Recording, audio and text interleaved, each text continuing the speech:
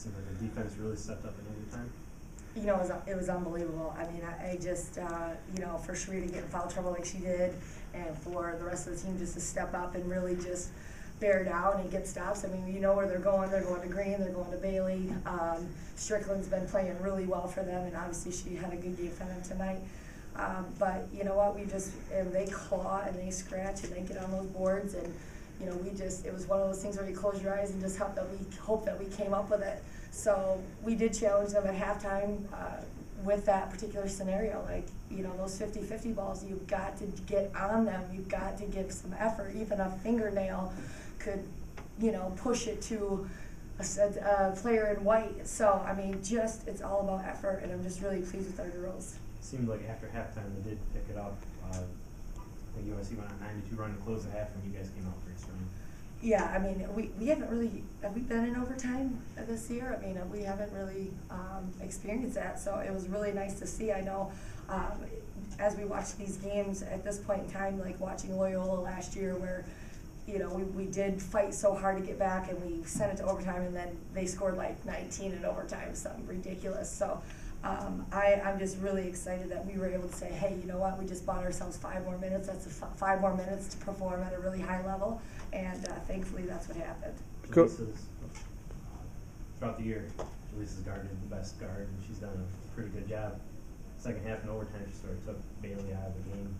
And offensively in overtime, she sort of stepped up. She just talked about her job. Well, you know, I mean, it's almost a matchup nightmare just based on the fact that, you know, Jaleesa's our point guard, and she's expected to take out their, you know, I know she's playing a wing form right now, and Strickland's playing more inside, but, you know, we talked about those matchups, especially when I have our 2 bigs in at the same time.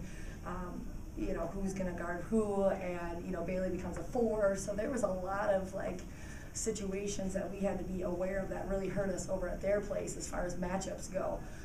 Because if Bailey's playing a 4 and Jaleesa's guarding her, who's Sharita going to guard? You know, who's Yara going to guard? So we just, we really looked at that hard today, and, you know, for the most part, Jay was on her, and I know she tried to post her up, but she's a little stocky.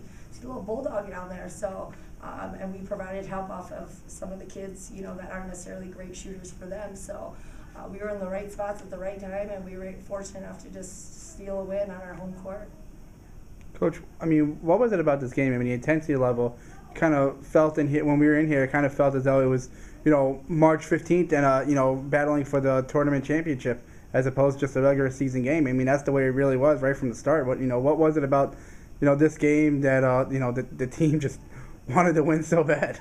Well, you know what, every time we have a game, I mean, we put the standings on there just to say, hey, where do you want to be? What gives us the best position to win the whole Horizon League tournament? Where do you want to be? Where do you want to be in the standings? What do you want? You want to be home? You want to be away? What do you want to play in game? What do you want?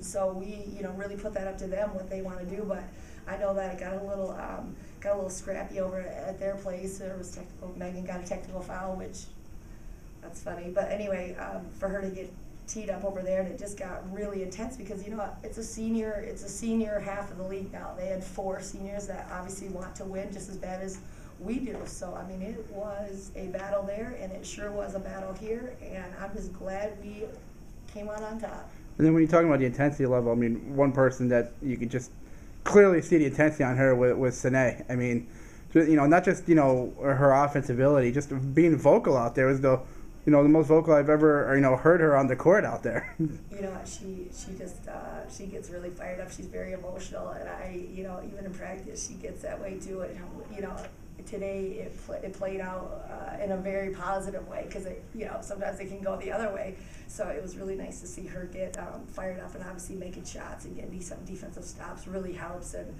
she really got us going. We needed her on the floor as much as we could, and it's like, you know, hey, it's Saturday, we'll give you the rest of today off, tomorrow to rest. So, you know, you just got to fight through it, period. I don't know if growing up is the right word, but you think maybe they grew up a little bit or took a step today? You know, I think they did. I think they were really, you know, it was hard on Thursday. It wasn't hard, but like just the situation of the Loyola game, you know, their heads are down. Because what, you're not up 30? I mean, give me a break. That's just never going to happen. So basically, you know, they just couldn't get down. They couldn't get down. I mean, it was going to be a battle Thursday is a rare occasion, so every night people are fighting for the same things. The play-in people want to play, and the other ones want to finish really high. So whatever the motivation is of each team, I mean, they're giving it their all. That's just it, period.